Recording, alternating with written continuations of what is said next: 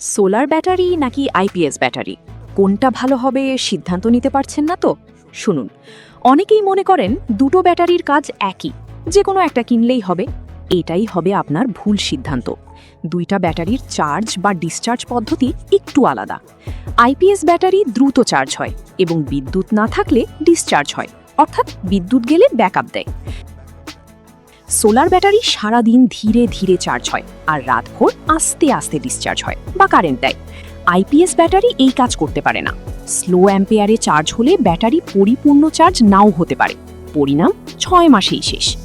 Solar ব্যাটারির plate tubular type বা মোটা, আয়ু 5 থেকে 8 বছর। আইপিএস ব্যাটারির প্লেট ফ্ল্যাট টাইপ বা পাতলা, আয়ু 2 থেকে 5 বছর। সহজ কথায়, আইপিএস হলো স্প্রিন্টার আর সোলার হলো ম্যারাথন রানার। দুজনকে দিয়ে দুজনের কাজ হয় না।